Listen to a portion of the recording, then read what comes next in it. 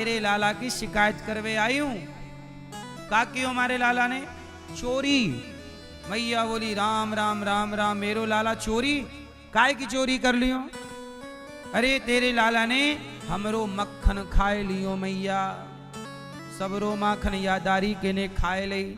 मैया बोली राम राम, मेरे घर में मक्खन की कमी है जो मेरो लाला तेरे घर को सड़ो मक्खन खाएगो। अरे मैया क्या कहे सड़ो मक्खन, हमारे घर में सड़ो मक्खन काय को आए। अरे तेरो मक्खन बासो है, हमारे घर तो रोज ताजो ताजो निकले, हमेशा ही निकले, काय को बासो मक्खन खाएगो हमारो लाला। अरे मैया तू भाई से पूछ। अब मैया आवाज लगा रही है, कन्हैया ओ लाला। अब भगवान दौड़े दौड़े आए। हाँ मैया क्या हुआ। अरे लाला ये सखियां कह रही हैं तने चोरी करी है।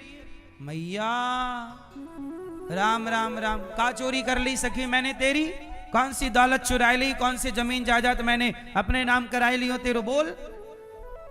सखी बोली मैया देख तो तेरो लाला चोरी, ऊपर से सीना चोरी।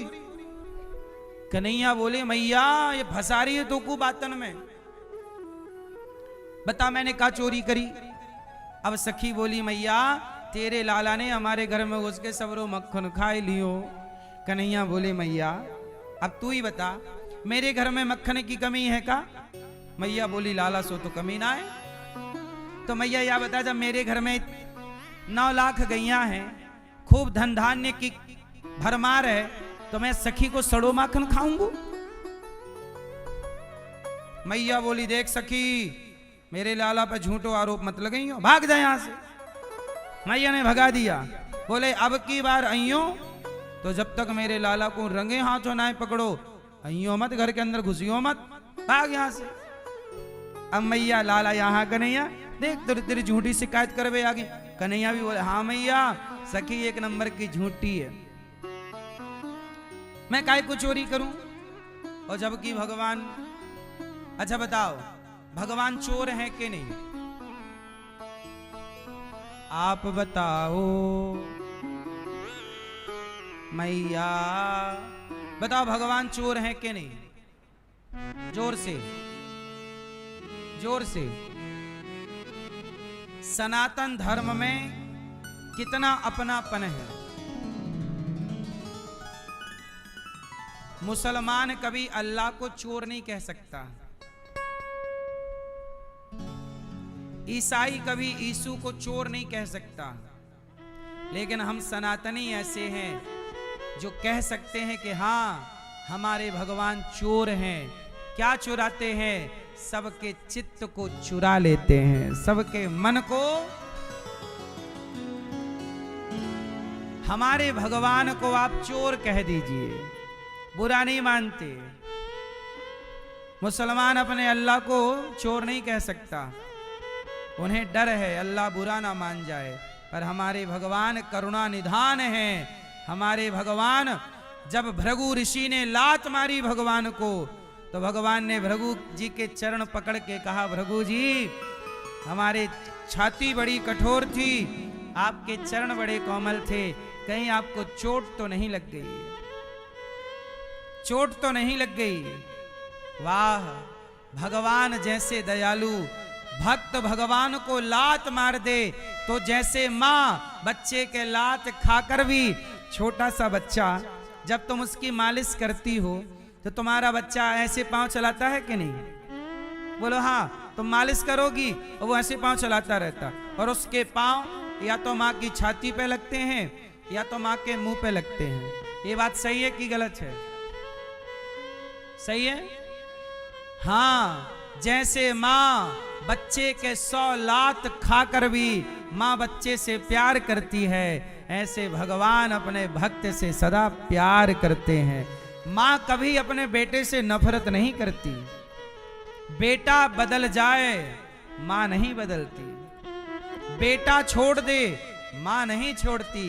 गौरी गोपाल वृद्धाश्रम में हमारी माएँ हैं ना, बेटों ने निकाल दिया है, पर हमारी कुछ माएँ ऐसी हैं जो अपने बेटे के जन्मदिन में 100 रुपए लेके मेरे पास आ जाती हैं। बेटा ये 100 रुपए आज संतों की भोजन की दाल में ये 100 रुपए का मेरी ओर से नमक डलवा देना। संतों को जो भोजन बन रहा है सब्जी में, दाल में, मेरी ओर से नमक। मैंने कहा मैया आज बड़ी खुश हो, क्या बात है? बोले आज मेरे बेटे का जन्मदिन है। माँ को तो याद है ना तारीख। माँ वृद्धाश्रम में है पर 100 रुपए का दान अपने बेटे के लिए कर रही है कि मेरा बेटा सुखी रहे, स्वस्थ रहे। पूत कपूत सुने हैं पर ना माता सुनी कुमाता। कुपुत्रो जायते क्वचिदपि कुमाता न भवति।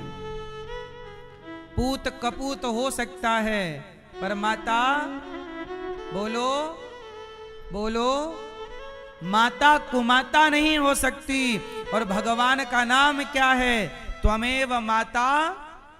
हाँ, हमारी माता भगवान है। हम नालायक हो सकते हैं, हम प्रभु को भूल सकते हैं, प्रभु हमें नहीं भूलते। इसलिए हम कितने भी नालायक भक्त होंगे, कितने भी पतित भक्त होंगे, पर हमारे प्रभु की करुणा सदा हम पर रहेगी। इसलिए तुम जैसे हो, इसलिए तो भक्त कहता है हे प्रभु हाँ मैं मूरख खल कामी, स्वामी कृपा करो भरता। मैं मूरख खल कामी, कृपा करो भरता।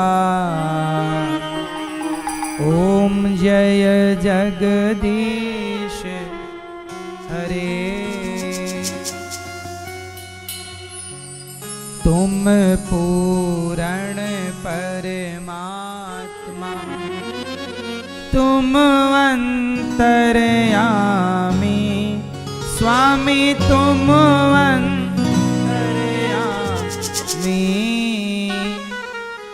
मैं मूरख खल कामी। हे प्रभु आप तो करुणा सिंधु हैं, पर मैं कैसा? मैं बड़ा मूर्ख हूं जो आपको नहीं समझ पाया। मैं बड़ा पतित हूं प्रभु। इसलिए संसार के आगे होशियार बने रहना, पर भगवान के आगे सदा प्रभु मैं तो मूर्ख हूं, पतित हूं। मैं थोड़ी कुछ भगवान के आगे कैसे? शरणागति। भगवान के लिए, भगवान के आगे शरणागति। इसलिए भगवान बड़े कृपालु, बड़े दयालु, भगवान बड़े सुंदर। गोपियां शिकायत करती, इसलिए भगवान चोर हैं। क्या चुराते हैं? क्या चुराते हैं?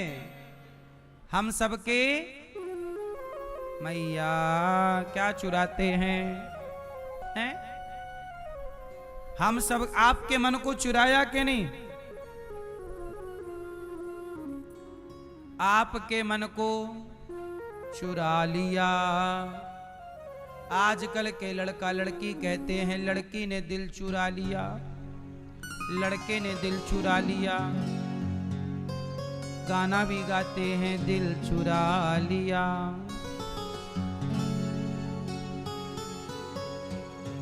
इसलिए हम कहते हैं कोई और दिल चुराए तुम्हारा, उसके पहले प्रभु से कहो प्रभु आओ और हमारे हृदय से हमारा हृदय मन चुरा लो, हमारा दिल चुरा लो आप। गोपियां कहती हैं, उद्धव जी जब गए समझाने, गोपियों से कहा रोया ना करो। गोपियां बोली क्यों ना रोएं, तुम कन्हैया से कहो कि वो हमारा दिल वापस करें। गोपियां बोली कन्हैया से कहो कि वो हमारा मन वापस कर, हमारा मन लौटाएं। ए उद्धव जाओ कन्हैया से कहना वो हमारा मन लौटाएं। क्यों, तुम्हारा मन कहाँ है? तो उद्धव जी से गोपियां कह रही, उद्धव एक हत्यो मन गयो श्याम संग, को आराधे ईश। हे उद्धव, कन्हैया से कहो कि हमारा मन लौटाए। लेके चला गया। अब जब से गया है कहीं और मन लगता ही नहीं, मन है कि केवल कृष्ण में लगा रहता है। अब ये कन्हैया मन लेके चला गया और लौटा भी नहीं रहा। इस तरह से मन लगा। सच बताओ मेरी माँ, जिस दिन कन्हैया आपके मन को चुरा लेंगे ना, उस दिन आप संसार के काम के रह ही नहीं जाओगे। हाँ या ना?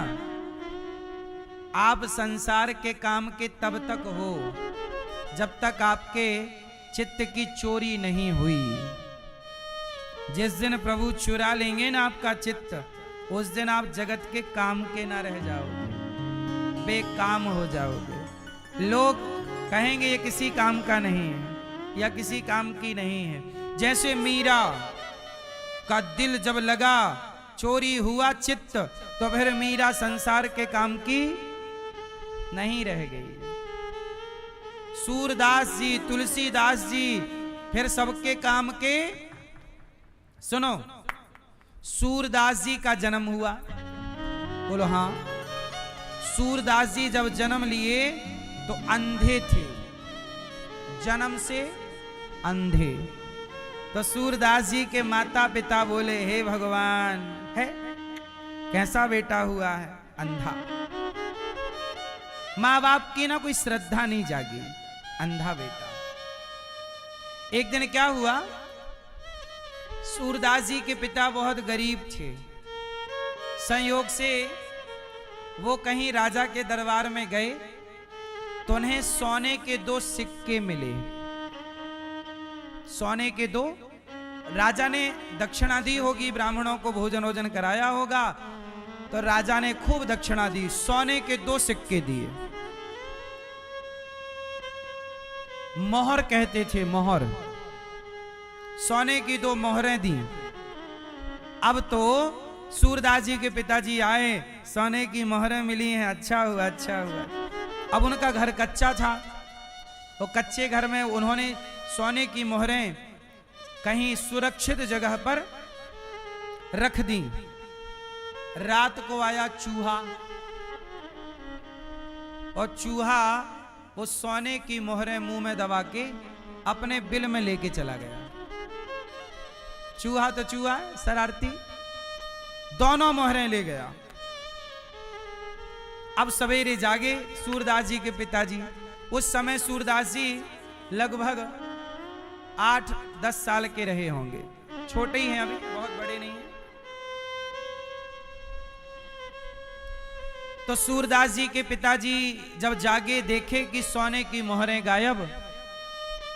तो सूरदास जी के पिताजी बोले कि मोहरें कहां गईं?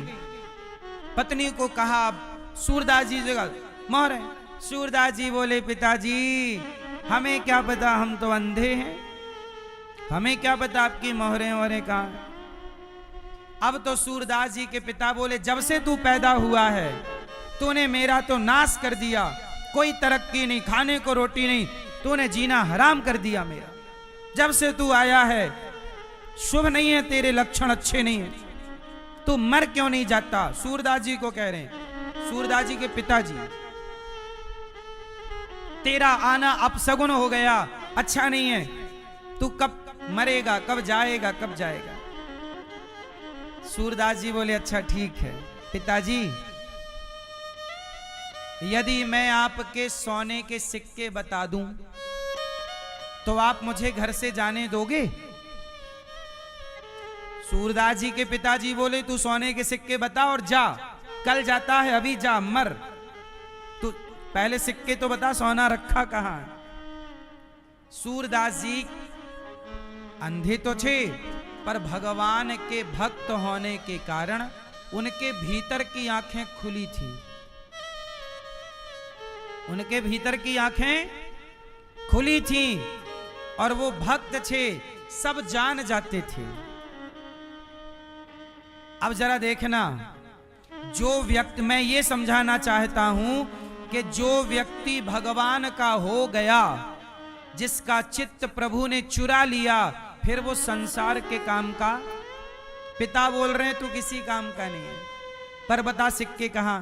सूरदास जी तो अंतर्यामी भक्त हैं, उन्होंने बता दिया कि पिताजी चूहा है, चूहे का बिल वहां पर है, खोद लो। चूहा लेके गया है, चूहा लेके गया। अब पिताजी ने खुदाई की तो उन्हें सोने के दोनों सिक्के मिल गए, चूहे के बिल में थे। अब सूरदास जी के पिता को लगा मेरा बेटा तो अंधा है, पर इसे कैसे पता कि चूहा लेके गया और चूहे का बिल वहां, क्योंकि अंधा है। पिता को लगा मेरा बेटा तो चमत्कारी है। रोका, बेटा रुक जाओ, तुम सबके बारे में बताया करो। अब पिता को लालच आया कि इससे मैं पैसा कमा सकता हूं। सूरदास जी बोले पिताजी आपने मुझे वादा किया था कि मैं आपका काम करूंगा, तो आप मुझे रोकोगे नहीं। सूरदास जी उसी समय अपने माता पिता को प्रणाम करके चल पड़े। चले तो चलते चलते चलते चलते चलते चलते बड़े दूर आ गए। अब वहां पे एक गांव के पास सड़क के किनारे वो रुक गए। अब वहीं जाके गांव में भिक्षा मांग लाते, जो मिल जाता खाते, और सूरदास जी वहीं से भगवान का चिंतन करते। हे प्रभु, हे श्याम सुंदर, हे नंदन, वहीं से प्रभु को पुकारते और खा पी के भजन करते। अब लोगों को लगा कि अंधा है, अब उनके नाम पड़ गया सूरदास बाबा। सब लोग क्या बोलने लगे? सूरदास बाबा, सूरदास सूरदास सूरदास, सूरदास अंधा, सूरदास। सब लोग भिक्षा देते। एक दिन क्या हुआ, गांव के किसी आदमी की ना भैंस भाग गई कहीं, भैंस चरा रहा था, कोई हाँक के ले गया। अब उसने बड़ी ढूंढाई की और ढूंढता ढूंढता थक करके सूरदास जी के कुटिया पे आया। कहा बाबा मेरी भैंस भाग गई है, गैया भी थी, गाय और भैंस मेरी कोई ले गया, बड़ा नुकसान हो गया, मेरी भैंस चली गई, मेरी गाय चली गई। सूरदास जी बोले तुम कहो तो मैं बता दूं। हाँ हाँ महाराज बताओ। सूरदास जी ने कहा कि फलाने गांव में एक फलाने नाम का व्यक्ति है, अमुक व्यक्ति, उसने तुम्हारी भैंस और गाय चुराई है। अब तो ये दल बल के साथ गया, देखा तो उसी गांव में उसी घर में उसकी गाय भैंस बंधी, ले आया। और उसने एक गाय सूरदास जी को कही थी कि मेरी गाय मिलेगी तो मैं एक गाय आपको दूंगा, ताकि गाय का दूध आप भगवान जी को भोग लगाओ और आप पियो। अब उसने तो बड़ा चमत्कार माना कि सूरदास बाबा तो सब जानता है, ये तो अंधा है, पर देखो ये तक बता दिया कि तुम्हारी भैंस उस गांव में उस व्यक्ति ने चुराई। अब तो धीरे धीरे सूरदास जी का चमत्कार बढ़ने लगा, लोग आने लगे, बाबा मेरा ये बता दो, बाबा मेरा ये बता दो। अब सूरदास जी सबका बताने लगे, मतलब हेल्प करने लगे कि तुम्हारा ऐसा है वो कर लो ये। लेकिन अब धीरे धीरे सूरदास जी के पास पैसा आने लगा। सूरदास जी को लगा हे भगवान ये मेरी प्रतिष्ठा, अब उनकी प्रतिष्ठा बढ़ गई ना, जय जयकार होने लगी सूरदास जी की जय, क्योंकि ये बहुत बड़े मतलब चमत्कारी, सब लोगों को ये लगा बाबा बड़ा चमत्कारी है। सूरदास जी को लगा हे प्रभु ये धन वन में के लोगों ने उनका आश्रम बनवाना शुरू कर दिया, वहां पे सब व्यवस्थाएं। सूरदास जी ने कहा भैया ये सब मत करो, मैं तो प्रभु का दास हूं। सूरदास जी को लगा ये चमत्कार के चक्कर में भीड़ लगने लगी, अब ये लोग मुझे भजन नहीं करने देते, आकर पूछते हैं ये बताओ वो बताओ। ये प्रतिष्ठा अच्छी नहीं है। आजकल हर व्यक्ति ये चाहता है मेरी प्रतिष्ठा हो। भगवान ने धेनुकासुर का उद्धार किया और कालिया नाग का भगवान ने उद्धार किया। कालिया नाग कौन है? कालिया नाग यमुना जी में जल को दूषित कर रहा था। भगवान गेंद का खेल खेलने गए और एक प्रहार किया, गेंद जाके काली देह पर गिरी। कालिया नाग को भगवान ने वहां से अलग किया और रमण द्वीप की ओर भेजा। बोलिए कालिया मर्दन भगवान की। खेलत गेंद गिरी यमुना में। जब गेंद भगवान की यमुना जी में गिरी तो गेंद को वापस लाने के लिए भगवान उस काली देह पर कूद गए और कालिया नाग के ऊपर भगवान ने नृत्य किया। 101 फण थे कालिया नाग के, सारे फणों को तोड़ दिया, उसका घमंड तोड़ा, उसको विदा किया। भगवान ने सदा, भगवान का अवतार ही होता है घमंडियों के घमंड को मिटाने के लिए, धरती से पाप को समाप्त करने के लिए। इसके बाद भगवान ने प्रलंबासुर का उद्धार किया। ग्वाल वालों के रूप में आया था और तब भगवान ने उसे मार गिराया। फिर गोपियों ने कहा वरहा पीडम नटवर वपुः कर्णयो कर्णिकारम बिभ्रद्वासः कनक कपिशम वैजयन्तीं च मालाम् रंध्रान् वेणोरधर सुधया पूरयन् गोपवृन्दैर् वृन्दारण्यं स्वपदरमणं प्राविशद् गीतकीर्तिः। भगवान ने, गोपियों ने कहा भगवान को आप कितने सुंदर हैं। भगवान की सुंदरता का वर्णन। एक दिन क्या हुआ, भगवान ने गोपियों के कपड़े चुराए। क्या चुराए? जोर से। बाद में कपड़े लौटाए। अच्छा, कपड़े क्यों चुराए? भगवान ने वस्त्र इसलिए चुराए क्योंकि गोपियां निर्वस्त्र होके नहा रही थी। अच्छा ये बताओ, नदी में, तालाब में निर्वस्त्र होके नहाना सही है कि गलत है? इस गलत परंपरा को रोकने के लिए भगवान ने कपड़े चुराए। ना चुराते आज नहाई हैं, कल भी नहाती, परसों नहाती, फिर ये गलत परंपरा समाज में चल पड़ती। तो समाज की कुप्रथा, कौन सी प्रथा? कुप्रथा, गलत प्रथा को बल ना मिले, गलत प्रथा को समाप्त करने के लिए प्रभु ने चीर हरण की लीला की और बाद में गोपियों के वस्त्र लौटाए। परीक्षित जी ने कहा कि प्रभु, ये माता यशोदा ने कभी मैया भगवान को दूध पिलाती हैं, कभी मैया श्रृंगार करती हैं, कभी मैया कन्हैया के संग खेलती हैं, ये सौभाग्य कैसे मिला? ये सौभाग्य कैसे मिला? जरा आप हमें ये बताइए। तो कहा, सुखदेव जी ने कहा कि सुनो, माता यशोदा पिछले जन्म में जंगल से लकड़ियां काट काट के लाती थी। ये माता यशोदा कौन है? पिछले जन्म में कौन सा पुण्य किया कि इन्हें जगत के पालनहार पुत्र के रूप में प्राप्त हुए? तो जरा ये कथा सुनिएगा। मैया सुनो, ध्यान से सुनो। भगवान एक बार जंगल से लकड़ी लाकर, मैया यशोदा का नाम था धरा, एक माता थी जो जंगल से लकड़ी लाती, बाजार में बेचती, जो पैसा मिल जाए उससे सेवा करती। क्या करती? साधु संतों की सेवा, भूखे प्यासों की सेवा, वो केवल अन्न दान करती। माता धरा पिछले जन्म में, माता यशोदा पिछले जन्म में इनका नाम था धरा, और ये क्या करती? साधु संतों की सेवा। गरीब थी पर सेवा का भाव बड़ा था।